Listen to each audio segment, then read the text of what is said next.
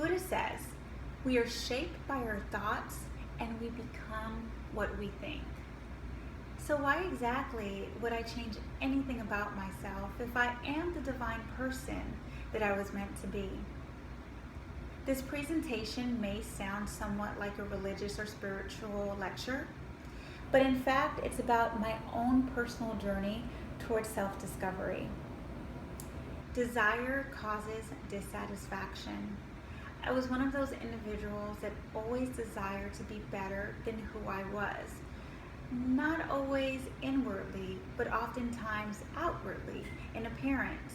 So whether it was about losing the most amount of weight in the least amount of time, finding ways and techniques of removing the frizz out of my hair, or even becoming an obsessive mother who wanted to do every Pinterest project there was so I can successfully compete with the other mothers out there that were doing all of those projects as well. Well, what I started to realize is that I was becoming very unhappy with myself, chasing superficial and materialistic things in life. So that's when I realized that I needed self-discovery. I needed a way to find myself and truly connect with myself. And that's when I found meditation. So most people are extremely intimidated by meditation, or they make excuses and say, I just don't have the time to meditate. But meditation is so easy to implement. It doesn't take too much time. Actually, you can start meditation in 1 to 3 minutes a day and then gradually increase over time. Meditation does not mean that you have to read scripture or you have to say mantras over and over again or use prayer beads. Meditation is truly a time dedicated towards getting to know yourself. Just being deep in thought, in complete solitude and complete silence.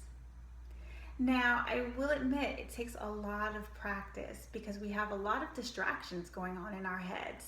You know, we're so busy trying to figure out what are we going to cook for dinner tonight? Or, oh my gosh, I have this huge project due on Friday, and on top of that, I have employees to manage in the office. Well, with meditation, it actually helps with the stress of balancing all of the things that we do in our lives.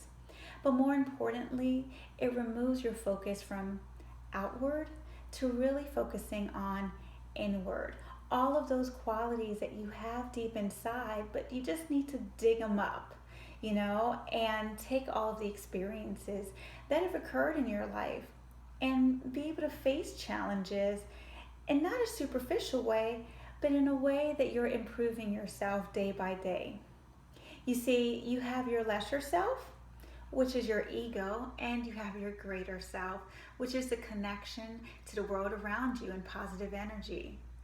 We tend to spend most of our time focusing on our ego instead of spending that time focusing on ways that not only we can improve ourselves and our well-being, but ways that we can improve the people around us.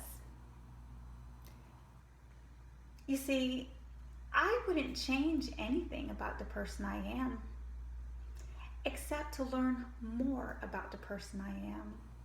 And this is why meditation is so important to me as a person, but more importantly, this is why there's not a single trait that I would change about myself because I was meant to be exactly who I am.